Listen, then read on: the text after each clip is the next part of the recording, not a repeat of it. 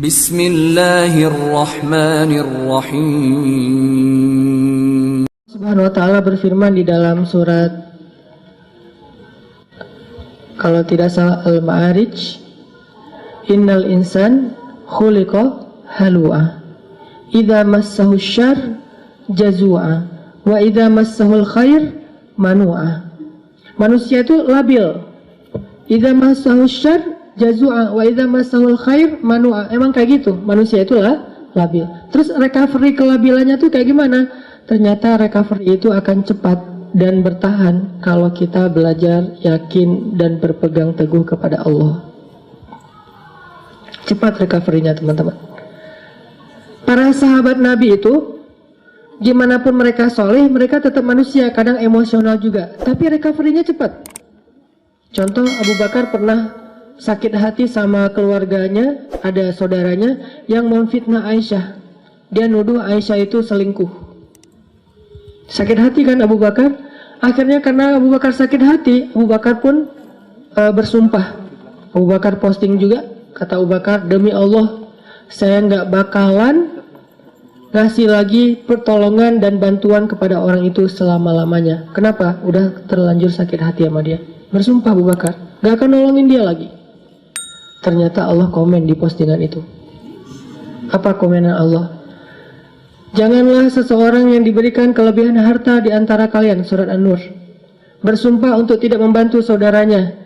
Maafkanlah, berlapang dadalah. Tidak sukakah kalau kamu Allah mengampuni dosa-dosamu? Ala tuhibbuna ayyaghfirallahu lakum? Akhirnya ketika Abu Bakar baca komen ini, astagfirullahaladzim, langsung Abu Bakar delete postingannya. Posting baru, mulai sekarang saya akan bantu dia 2 kali lipat. Allah langsung first like, ya. Itu yang terjadi di dalam surat An-Nur. Kenapa Abu Bakar sedih? Karena beliau manusia. Kenapa Abu Bakar sakit hati? Karena beliau manusia. Sesoleh apapun tetap aja dia manusia. Cuma recovery-nya cepat. Kenapa? Karena berakadnya dengan Allah, bukan dengan makhluk. Kalau kita berakad dengan makhluk, susah recovery-nya. Tergantung orang itu. Kalau kita berakad dengan Allah, cepat recovery-nya. Karena Allah Rahimun, Rahmanun, Karimun, Jawadun. Allah itu maha baik. Misalnya kita marah sama orang lain, terus kita maafin dia. Apa akad dengan Allah? Nanti Allah maafin saya. Makin besar dosa orang yang kita maafin, makin besar dosa kita yang dimaafin sama Allah. Dosa apa yang paling besar yang dilakukan seseorang kepada kita? Tadi ditikung. Ustadz, nggak mudah Ustadz maafin yang kayak gitu-gitu Ustadz. Saya tuh udah berusaha ya selama 5 tahun. Di tahun ke-5 ternyata gagal gara-gara dia. Padahal dia datangnya cuma beberapa bulan terakhir. Kenapa bisa nikung? Dia teman curhat kita. Kita curhat ke dia, ternyata dia dapat info dari kita, dia jalan duluan. Kan sakit banget tuh. Makin sakit, makin berat, makin besar dosa yang kita maafin dari orang lain, berarti makin besar dosa kita yang dimaafin sama Allah. Minimal 10 kali lipat. Itu akadnya, sehingga jadi ada motivasi untuk memaafkan orang. Ya udah deh, saya maafin biar Allah maafin saya. Emangnya kita nggak punya dosa? Kalau kita mau ngitung dosa kita, nggak usah jauh-jauh. Dosa sholat aja kita udah banyak tuh. Kita udah ninggalin sholat sejak kita balik usia 12 tahun. Kan kita dulu sering ngerasa 12 tahun tuh masih anak kecil ya, sehingga sholat suka belang-belantong gitu, nggak rapi. Kadang sholat, kadang enggak. Yang rajin cuma sholat maghrib doang ya. Isya subuh udah kelewat. Terus pas udah ABG dikit, usia 17 tahun masih sholat, cuma sering menjamak. Subuh dijamak dengan duha misalnya. Sholat juga subuh, tapi jamak. Dan itu istiqomah banget loh. Jadi dari bab sholat aja kita udah bermasalah, udah banyak dosa nih. Gimana mau amal-amal yang lain? Berarti caranya gimana? Maafinlah kesalahan orang yang lain supaya Allah maafin kesalahan kita. Akadnya sama Allah, recovery-nya gampang.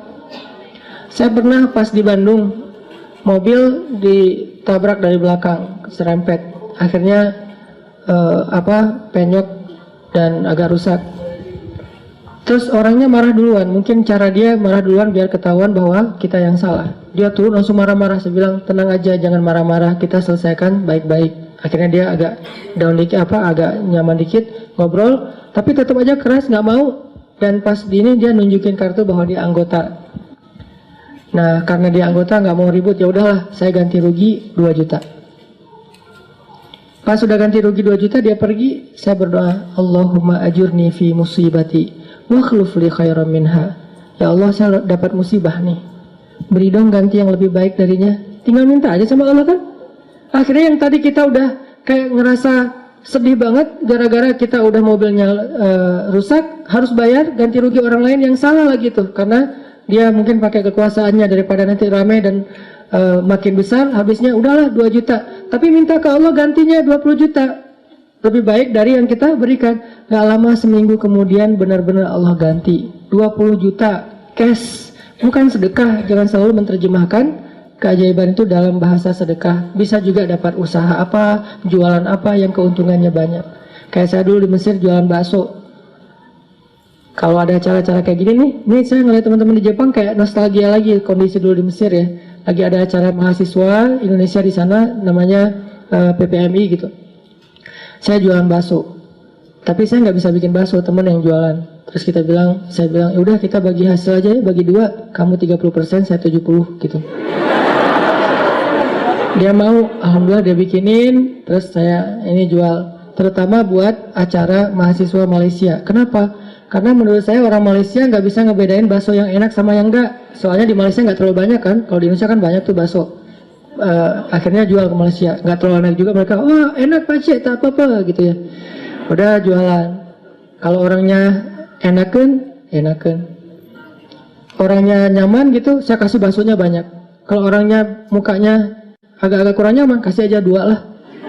Nggak usah banyak-banyak datang. Pak Cik, mau bakso? Oh ya, kasih 10. Datang lagi, diam-diam, mau apa? Bakso, kasih 2. Pas, kok beda? Beda banget ya. Wajahnya beda gitu. Kalau yang datang mace 15 lah gitu ya. 15 mace, 15 mah. Untung nggak? Untung tetap alhamdulillah. Jadi kenapa? Karena kita berakatnya ke Allah. Kalau hilang sesuatu Allah yang ganti. Saya pernah mau acara sholat tahajud malam-malam. Acaranya jam 2 malam, saya baru bangun jam 2. Telat kan, akhirnya panik, nyamber HP, jatuh, pecah layar depannya, udah nggak bisa kepake. Itu HP sekitar harga 2 juta lah. Jatuh, langsung, ya Allah beri saya ganti yang lebih baik. Dan ini juga jatuh bukan apa-apa ya, karena pengen tahajud, pakai diomongin lagi. Terus berangkat nih, pulang-pulang jam 10 pagi Allah ganti dengan waktu itu baru keluar tuh Note 5, harganya 10 juta. Diganti cash. Kadang Allah nggak gantinya dalam bentuk fisik, dalam bentuk nominal, dalam bentuk sesuatu yang materi, tapi diganti dengan yang lain, kebahagiaan. Mungkin kita kehilangan sesuatu, hilang motor, tapi dapat jodoh. Mau mana? Pilih yang mana?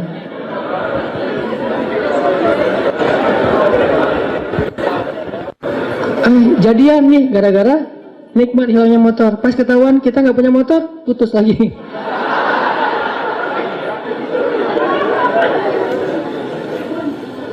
Belajar berakat sama Allah teman-teman. Itu rahasia kalau kita pengen. Karena Allah itu nggak pernah, pertama ingkar janji itu nggak pernah. Innallaha la yukhliful mi'ad, nggak pernah ingkar janji. Kedua, Allah itu nggak pernah misalnya, maaf ya lagi sibuk, nggak ada tuh. Kita WA Allah terus nggak dirit, itu nggak ada ceritanya. Contreng 2 sih, cuman nggak biru-biru, nggak dirit lama gitu. Allah ngapain sih online berkali tapi yang saya mah nggak dirit misalnya. Itu manusia banget. Allah nggak kayak gitu. Kita baru nulis, ngirim, Allah langsung typing. Bukan cuma dirit, langsung bales. Nggak mungkin Allah tuh ngebiarin kita minta terus nggak dibayar, nggak dibales lama. Nggak mungkin. Dan nggak mungkin juga Allah misalnya habis pulsa, habis kuota, itu nggak ada. Ala kulli syai'in qadir, maha kuasa atas segala sesuatu. Jadi kayaknya paling nyaman berakat itu sama Allah. Cuman kita harus ngerti cara Allah bermuamalah dengan kita. Tidak selalu materi, karena buat Allah materi itu nggak berharga banget. Kalau seandainya berharga, pasti Allah ngasih semua kita kekayaan. Tapi ternyata orang soleh nggak semuanya kaya.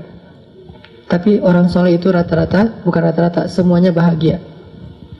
Makanya tadi subuh saya cerita ada teman misalnya baru hijrah, dia bilang gini, Ustadz, kenapa ya sejak hijrah hidup saya agak-agak kayak rezekinya jadi seret gitu, jadi susah. Gimana ceritanya? Iya, saya udah dulu mah lancar, sekarang malah jadi susah. Saya bilang, enggak, karena buktinya kamu hijrah juga karena kebanyakan hutang kan? Berarti selama ini sebelum hijrah enggak lancar rezekinya, yang lancar hutangnya. Setelah hijrah, Allah permudah untuk membayar hutang itu. Bukan rezekinya seret, tapi rezekinya dibagi. Sebagian dipakai, sebagian untuk bayar hutang. Allah udah kasih solusi. Enggak mungkin lah Allah ngecewain kita yang berhijrah karena Allah, itu enggak mungkin. Jangankan Allah nih, Nabi Muhammad aja nggak pernah membiarkan ada yang datang ke beliau ditolak dalam keadaan nggak dikasih apa-apa, itu nggak ada. Semua yang datang ke Nabi meminta sesuatu pasti pulangnya membawa sesuatu. Apa aja? Pernah Nabi lagi jalan pakai baju baru gitu, baru dikasih sama Raja Khurasan, kasih baju. Bajunya warna merah, bukan gamis ya, baju biasa warna merah, dipakai sama Nabi. Terus dilihat sama orang miskin, sahabat ngomongnya, Muhammad, itu baju bagus juga ya, gitu. Nabi pas diomongin kayak gitu, Nabi nanya, kenapa mau, gitu. Mau, dibuka sama Nabi, Nabi pulang nggak pakai. Dan Nabi juga kalau pulang nggak pakai baju masih keren ya, six pack gitu. Kita nggak pakai baju zero pack kan agak-agak gimana gitu kan ya. Kan perut Nabi itu six pack kata sahabat, seperti batu yang tersusun kan. Itu karena mungkin beliau bukan nge-gym sih. Sering naik kuda, itu kan kayak orang bisa seluruh tubuhnya tuh gerak, akhirnya bagus badan Rasulullah.